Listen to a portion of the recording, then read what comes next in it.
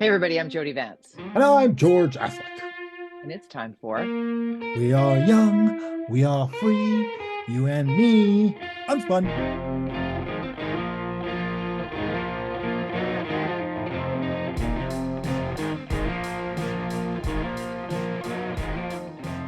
Well, maybe not, we're not young, but you have a reference We're at the end of the young. podcast. We'll be talking about young people at the end, but I wanted to kind of give a little juice, give a little youth.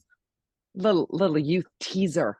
Way to go, George. Yeah, We're going to yeah. start with something that is horrifyingly unpopular, no matter what side of the issue you might stand on. Trying to find some middle ground on what we've been dealing with. What are we? How many podcasts have we done now? We're in This year is our 5, 212th in our 5th season. Yeah. and almost every week of Unspun podcast, we have referenced tent cities, tent encampments, homeless, impoverished, the issues that are a global problem now. Mm-hmm. I mean, and really always have been. There's always been a homeless issue and people who are downtrodden and living with much, much less.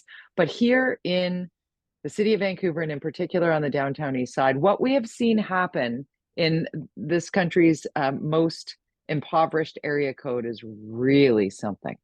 Yeah, I mean, I think we've been pretty vocal about the tents that have popped up throughout our city, the unwillingness of governments to consider a civil society, which is what all we ask is, I think most of us, the majority, is that can we not have a civil society where we're all have the same access and the same freedoms and the same abilities to get around and all that stuff. And it feels like more and more, and I hear, I think you're seeing a lot of pushback on this, that we're not, everybody's, we're not getting what we want anymore as far as all of us. And you think about the park board and, whether it's bike lanes and you've got tents on the streets and sidewalks, you've got, it's endless. And so a decision was made this week.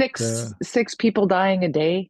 Yeah. And yeah, uh, decision was made this week. That's, sorry I cut you off, but that is Yeah, no. the big piece here, because it was a year ago almost. It'll be a year in July that Karen Fry, the fire chief, said we cannot have tents on sidewalks lining Hastings Street. It's untenable. It's dangerous. It's a fire hazard. We've seen the fires happen almost daily now. So Ken Sim, the mayor of Vancouver, put out the word, and within hours, really. Or did he put Yeah. out the word? He put out the word really after it Well, was leaked, right? somebody leaked the word that this was happening, that there were conversations happening at City Hall. Obviously, ABC has a massive majority in Vancouver, so that makes it easier to make decisions. Yeah. Vision had the same power for a long time. Their decisions were obviously, we saw the repercussions of their decisions. Part of their decisions is what we see in the downtown east side now. They ended homelessness, George. It's over. Yeah, that's right. Congratulations, Gregor, you did it.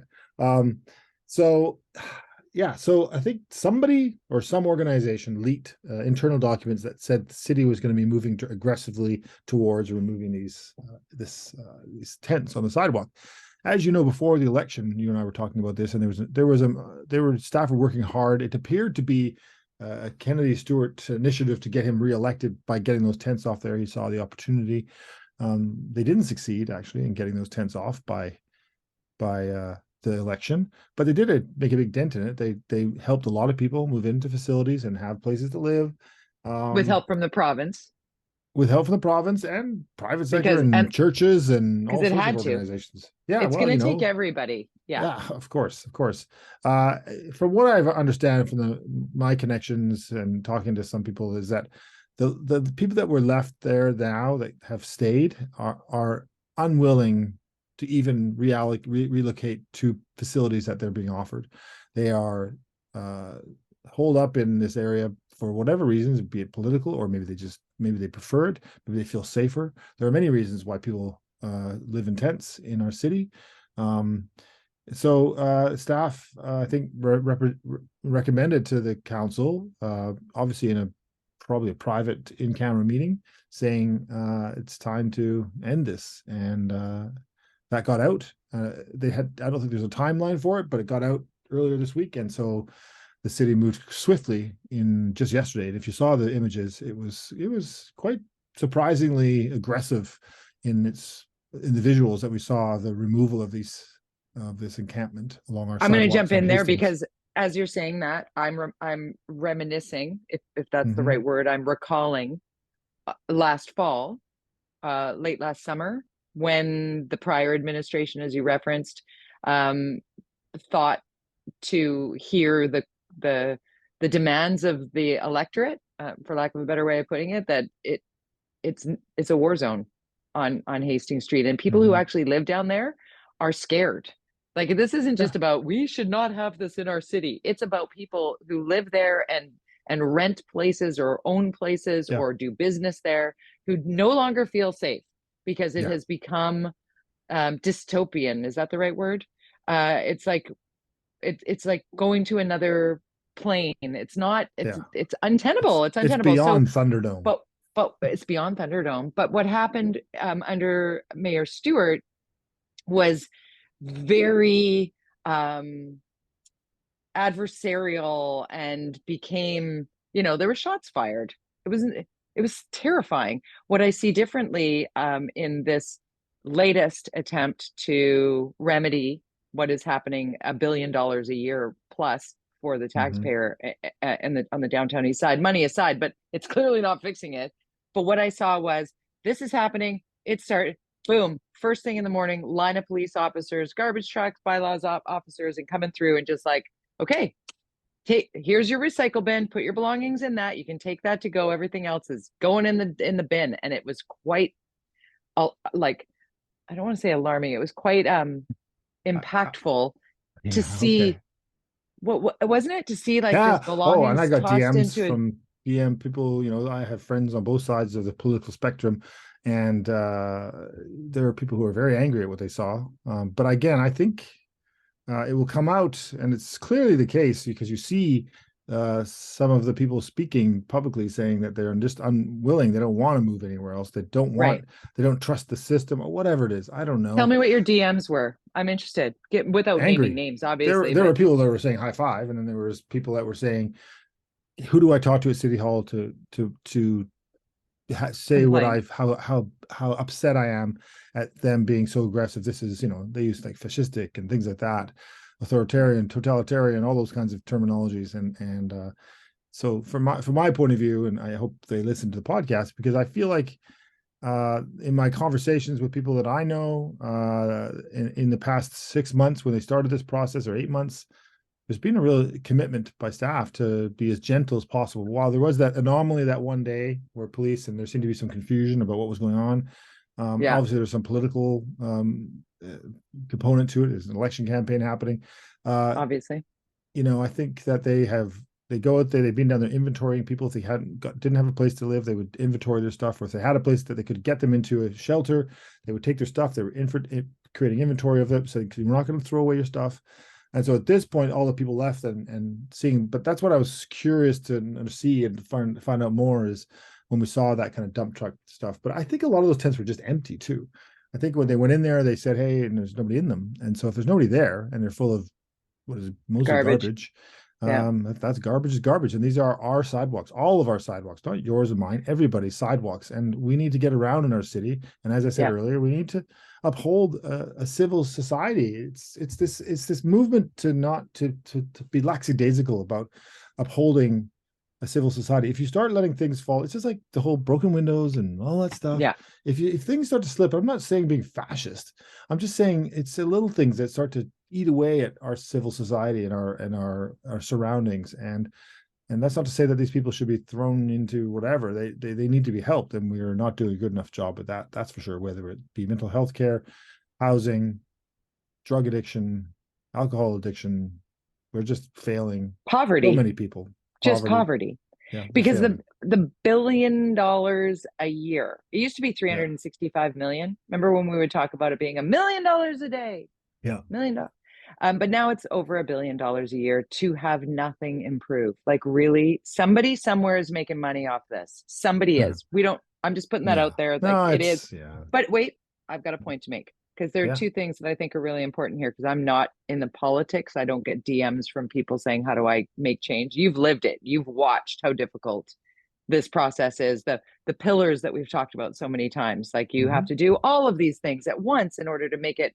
But nobody ever gets to one of them, because all of them are never ready because there's never the housing and the mental health and addiction supports that are needed, or there's a whole, and there are people who are just like, I don't want your help, I'm fine, I'm gonna live here. And I saw one woman on CBC on the national saying, how would you like it if somebody came to your home and took from you your stuff and threw it away and kicked you out of your home? And I'm thinking to myself, okay, sorry, you're living in a tent on a sidewalk. That is not a home.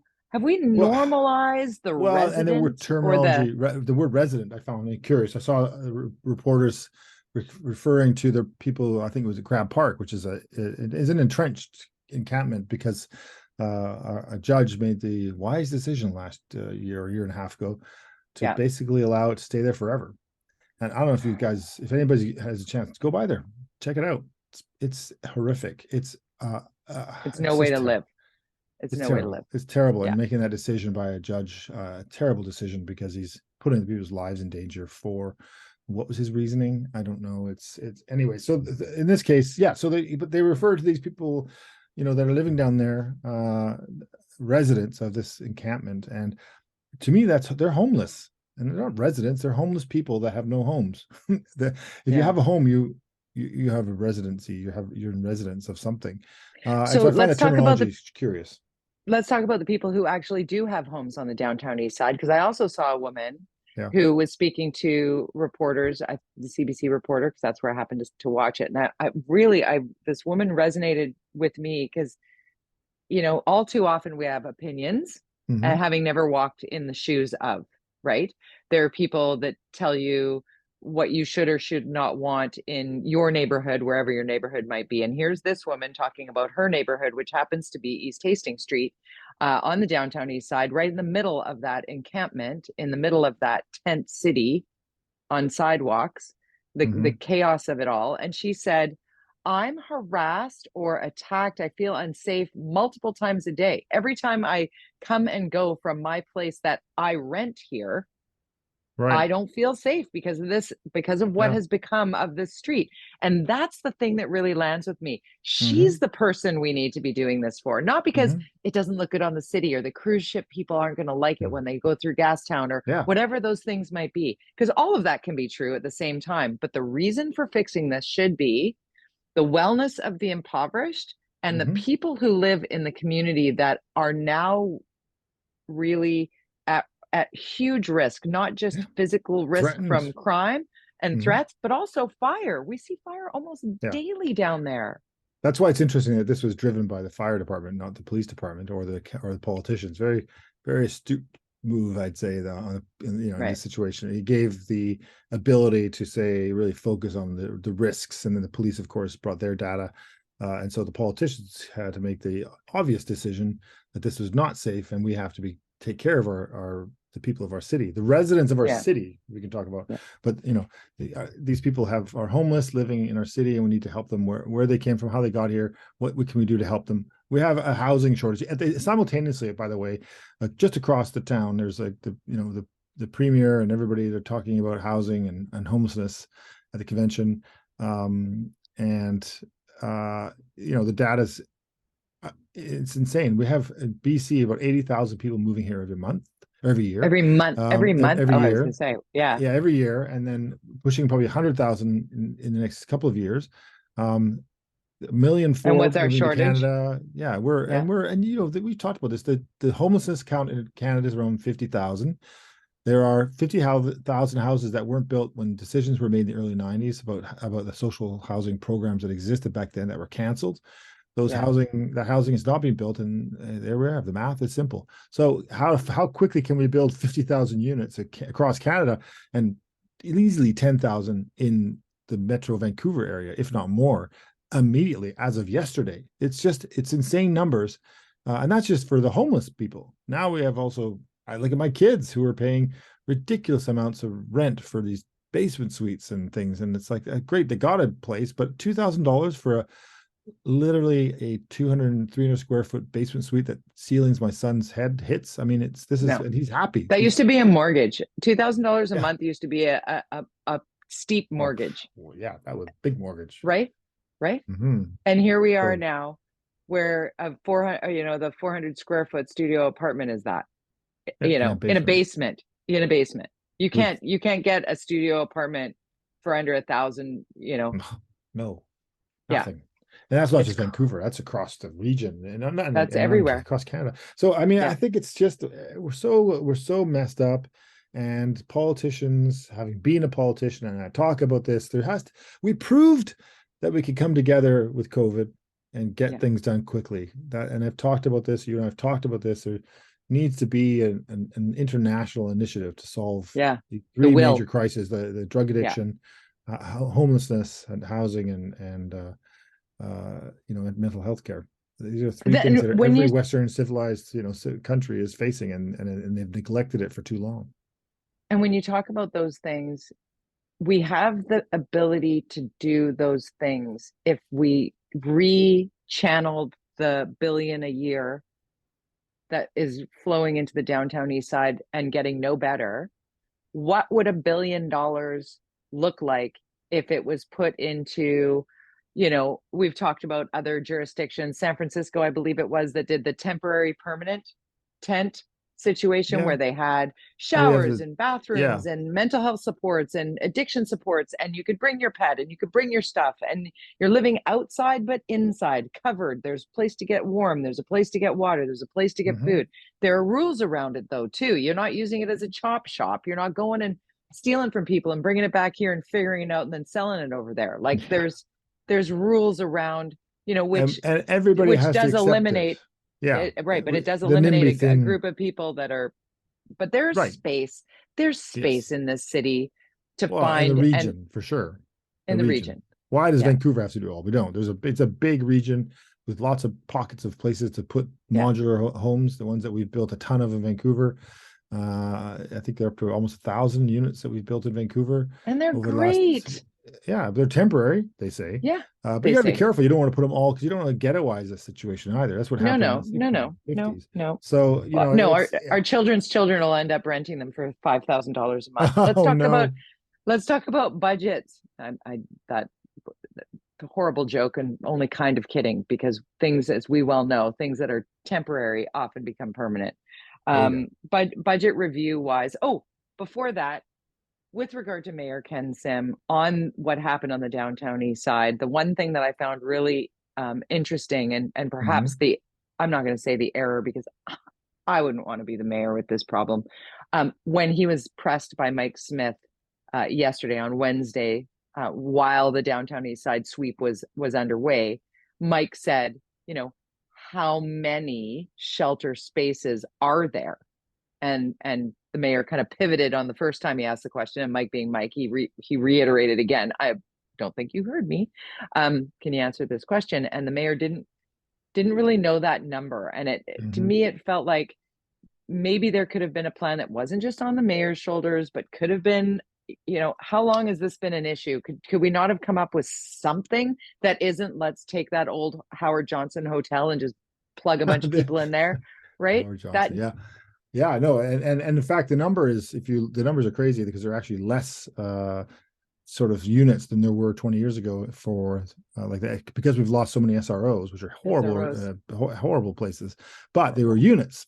So they're actually, we're stagnant as far as numbers of units over the long term in this city. right. There's other kinds of things, but yeah, it's not having that answer, not being able to pull that kind of data off, you got to be ready for that stuff, especially when you're about to go down and Clean tear it down a up. bunch of tents and Yeah. clean it up. Even if those 80 people or 80 tents or whatever, those people, all of them, even if all of them were like, we're not going anywhere, you should still know that number. If he could have said, there's 80 people that we got to remove 80 tents, they've said they really don't want to move. I can tell you right now, across the region, we have blank many short-term places they can go, and they don't seem to be willing. And we have to solve this problem. 80 people versus the 600,000 people that live in the city. What am I supposed to do? So it's, but he's taking the heat for it, and good for him. Good for him for doing it. Hey, he has definitely used his majority to move the ball downfield. On that, I mean, this week for sure. Not so much in the budget though.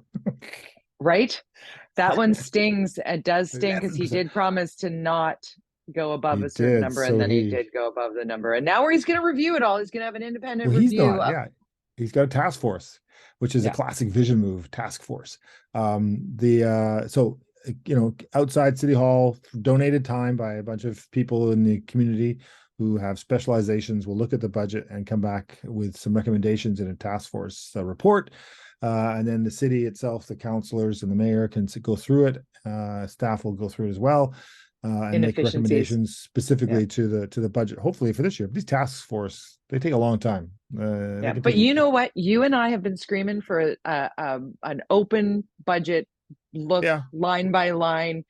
At least it's, something even if it's symbolic, analysis let's of some form. go. Let's go. I want to see where we're spending money that we do not need to spend right now to relieve some of the pressure on taxpayers in Vancouver, in the city of Vancouver, who seem to be bearing a great weight right now, and a burden that is only growing with the debt on top Yeah. of it all. Let's talk about another jurisdiction, because we often get asked, why do you guys always spend so much time talking about the city of Vancouver? Because it gets so messed up.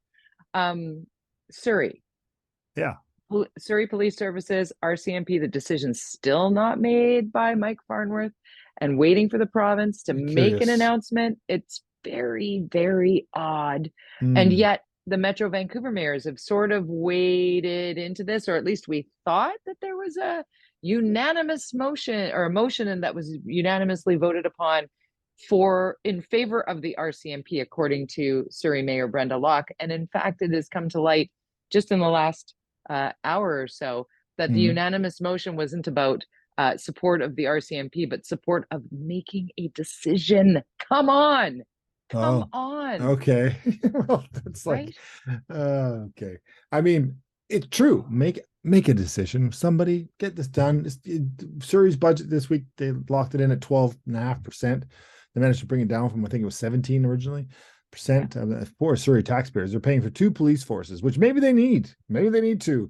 And if that's the case, then budget for it. But this is such limbo hell for this poor council in Surrey. They got elected on a platform saying to get rid of it, but the previous guy got elected, for it. So I'm sure Mike Farnworth has this dilemma, because he also wants to think about the political future of the NDP in Surrey, a very swing. How do you bust the union, though? Surrey Police Services is a union. You're NDP. You don't bust a union. They're expensive, right? RCMP. Well, Vancouver needs 100 police, so bring them on over. I don't know. But those people don't get to be told where they have to work, right? Yeah. And the RCMP are stretched thin throughout the province. And honest to God, if it were up to me, if I had the magic wand, I'd be like, put it to a new vote. Ask the people of Surrey. Put it to a vote. Ask the people. People will be heard. Done. Because this is so messy. Because McCallum got voted in on 2 things, one of which was a municipal police service. And then Brenda Locke runs on going back to the RCMP and wins. So I see when Mike Farnworth is like, I don't know the answer. And we really he knows Surrey. that the community is probably Surrey. split. He needs Surrey. The community split on the issue. A lot of people don't have a lot of faith in the RCMP anymore. Obviously, from what last week when we talked about what happened in the Maritimes and Atlantic Canada, and how so there's a lot of disruption regarding the RCMP and maybe its role. Maybe we should start looking at a regional police force or citywide police. This is a question that the mayors should be saying. Maybe we should have a regional police force. Maybe Vancouver Police should be a regional police force, and we should get rid of the RCMP altogether in that region. We have Port Moody, we have Abbotsford Police, we have Delta Police. Right. Why not? What do you think got us here? What got us here? Like, why do you think Brenda Locke? But does Brenda Locke just want to be the anti-Doug McCallum? Was that what she was doing? Or is there something concrete that she has put forward? No, to say? I said this before, right after that election. I thought that was a bit on election night after she won, to simply say she was getting rid of the right away. I thought, because she didn't campaign that hard on that issue, saying absolutely I'm getting rid of it. Right. She didn't, and then on election night after she won, get rid of it. And I'm like, oh God, that's going to be complicated, because of course everybody gets their backs up. Instead of saying, and there's a situation where I'm going to go in there, I'm going to see what's going on and get to the root of the problem here. Right. And talk to the residents of the city once we've, that's kind of what she won the election. So you can you don't have to stick, you can stop campaigning now. But she threw it Right. out there. It I'm was like, her, it was oh her no. accepted speech where she Yeah, did it, right? it Because I was was. And watching you on yeah, CTV yeah. and I And I was like, think that was, and even Diane Watts, who's my co person on that panel that night, she was like, whoa, okay. yeah, She thinks that there could be two police forces. That could be something that could work. One focused on, RCMP being more of a big crime kind of stuff and patrols and and their local police doing the street stuff. I don't know. There's like when you think about policing, I think the stuff I want more of. I want more. I don't want to say boots on the ground because it sounds so fascistic, but I want to. If you have police without but them they're being not working intimidating, together. They're walking not ever around. working together. One Yeah, I goes through know. Ottawa and I one know. goes That's the super problem. That's the local. problem. Like that's, So yeah, then, how do you do it? it Yeah, is a problem. It, yeah. you know what? We will talk about it again, I'm sure. Hopefully, maybe they're going to bury it on a Friday. Maybe Good Friday is the day that Mike Farnworth decides he's going to make the decision on this and hope people just hear Classic. about it slowly. Let's talk a little bit about private healthcare. Is it dead in Canada? Yeah, the Supreme Court just today said that's enough. I don't want to hear from you guys. No more coming back with other, just we're not going to hear this case anymore. They basically have shut down anybody who wants to come and try and fight the decision that it's made a few times. So they've basically said no more. There's no private healthcare in Canada. Public healthcare is the way it goes. The Supreme Court has made that decision. It's embedded in our Constitution. It's embedded. So, there are a lot of people, certainly in British Columbia and Ontario, that are of the view that a mixed system works better. Places like Mm, Britain have it. Obviously, the United States has it, kind of. So, universal healthcare has its challenges. As we know, we're facing a lot of challenges here in BC. Not enough doctors, not enough nurses, not enough. But coming up with solutions is the key because you're not getting your private healthcare. So right. governments figure it out. One of the things that I did like this week that I saw, and kudos to Health Minister Adrian Dix for getting it done with the nurses. The new legislation that will require a nurse to patient ratio set at a certain level, which I hope will give some relief to nurses, but also like to retain and attract nurses to know that they won't be left, alone trying to manage a patient load that's untenable. And Yeah. also the patient experience. Like it's good to see that it's a little bit, I hate to say that the patient and the nurse, because I'm a patient and we'll need nurses at some point, if not right now. But from the bottom up, right? Like instead of trying to figure out a way to fix up here so that the end result is Right. better, is to say, what if you go to the hospital right now, you will be guaranteed to not ring a bell and not get a nurse. If you're in distress, there will be a nurse there because there are a certain number of nurses per patient that is mandated in British Columbia. I think we're leading the way in some of these lessons, as you were pointing out, George, about lessons we learned through the pandemic, the silver Oh linings yeah, of, this is another one. I mean, yeah, the progress we've made in healthcare in not, I'm sure across North America and around the world, because we had right. to start doing things differently. We realized, oh my God, why is it that we have to have this doctors doing this and nurses doing that, and we need to speed up the process, and we need to get staffing challenges, and we lost a lot of people because of COVID. A lot of them got tired out and they just kind of retired early or whatever. So we're seeing solutions Totally. quickly. Pharmacists, nurses, nurse practitioners. Pharmacists and physicians used to butt heads. Yeah. Now they're doing this. Yeah. They're starting It to was a work real together, dilemma, I which, think, for yeah. Adrian Dix and that department, because they take care of both of them. And you want to make sure that, so yeah, it's great to see this progress and see that you can get things done. It's too bad it took a pandemic to move the needle. So Amen. Amen to we're that. Really talking about important. Trump. No Trump today. Time. Oh, Trump or Trump. we got to talk about Trump right now, real quick. All right. Unprecedented times. What do you think? Oh my goodness, what an interesting. I spent the day at home, of course, watching it, like the O.J. Simpson. If you're old enough to remember that moment in ridiculous time as White journalists. Bronco. Yeah, well, I White was working in the Bronco. newsroom at CBC, and we sat there all day watching this stupid Bronco driving down the highway. So yeah, no, I mean, this guy, what, 5 seconds of TV time he got in the morning or in the afternoon. We sat there and it was all just basically pundits talking about stuff. But it's that door. I yelled. I was like, Oh, "Whoa! Did you see that?" when the dude walks through the door and doesn't hold it for him, and That it was kind of, talk about I was unprecedented. like, that right. That And did said you see Time everything. Magazine? Time Magazine. It's No. like his thumb. It's like his fingerprint, but all the Oh yeah. lines of the fingerprint are all orange because he's orange.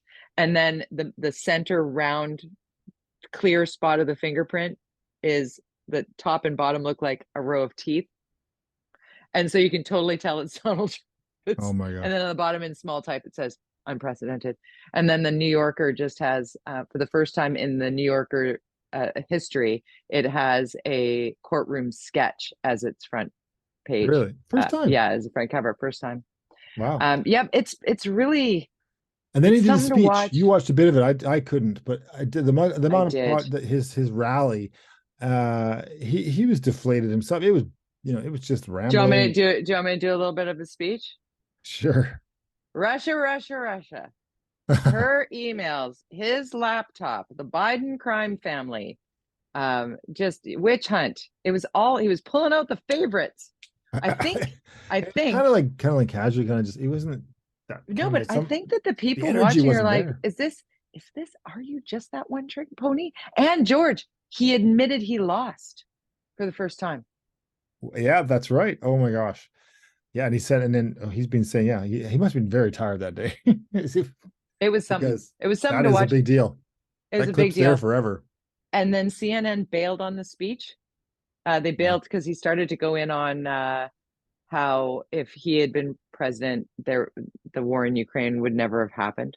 The Russian invasion of Ukraine would never have happened. And CNN was like, "That's Donald Trump. We're done there. Let's just bring it back to the Yeah. newsroom. We'll talk about what he's talking about and do Oh whatever." my gosh. However, in Wisconsin That's and right. in Chicago, there The were good news or the other good side of news the story. coin. So great.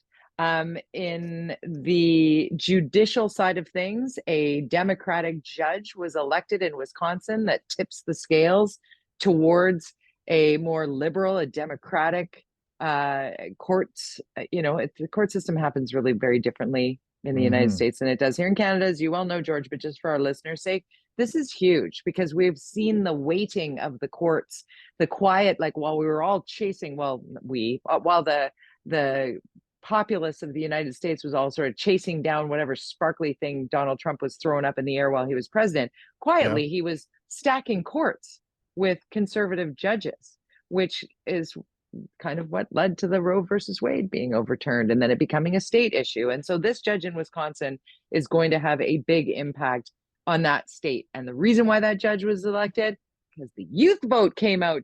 George-Affleck, the young people. Kids To are all me, right. that's the key here, because I don't want to get anybody all their backs up about us, that we're saying, oh, yay, Democrats or something. It's more, to me, that's the more important thing. It's good to have a good balance. Their whole judicial system is so weird down there, and the fact that judges are voted in, sheriffs are voted in, and it's very strange. But the fact that this youth vote showed up, that's what a concept. Usually, as as we've talked about, that percentage is usually less than 20% of young people in their 20s show up. It's changing. And you want to know why? if they show up, things change big time, because of course they lean to the left. And you know why I'm okay with being a left-leaning moderate? Because it has to do with women's reproductive rights, and women's rights are human rights. And the conservative religious right is trying to remove the rights of women to have body autonomy. And I will lay myself at the feet of the Democratic side of this spectrum in the name, because I no longer have I got dust bunnies in my ovaries, man. This does not affect me, but I absolutely We've reached the think TMI that the intolerance. Well, I'm 55 years old. I'm not having I know. babies. I'm certainly not. I'm not going to need I can still do abortion anytime. Yeah, you can. You're the Mick Jagger of kids, baby. Yeah. But I'm telling Actually, you, like can't. when it comes to Roe versus Wade, that's where the conservatives really lost the plot in the United States. There are too many women in this world to be doing that. And then you talk about the young people that are going to be looking at one another. They're having conversations about climate change and about Roe versus Wade and about that political spectrum. And everything's gotten so out of whack that the focus is on drag queen story time. I mean, please. Let's dial it back to human rights. And the right, if the Conservative Party, and we the put some energy GOP, into homelessness, please. please. And poverty and drug Addiction. and Yes. mental health care, as opposed to drag queen story time Or arguing with and Disney. decisions that were made 50 years ago that were good decisions that were being reversed, and all that money and energy. Ugh. All that money and energy. Come on. Time to go, George. What's your Twitter handle? You're at George_Affleck. I am at Jody Vance, Jody with a Y, at Jody Vance on Twitter and on Instagram. You're on TikTok as well. Yes, Are you that's just right. George Affleck. I got that one. And actually, that's my Instagram too, I think. It's only Twitter I didn't get my name. That's okay. I kind of like you as underscore. It's Takes kind of my me nickname. back. I'm you nostalgic. and Jordan. Yeah. Hi, Jordan. I wonder if he still watches. Of course he does. Probably. Yeah. Unspunpodcast.com. Like and subscribe. Share with your friends. We're a podcast. We're also on video. Unspunpodcast.com. We'll see you on Thursday. Bye. Bye.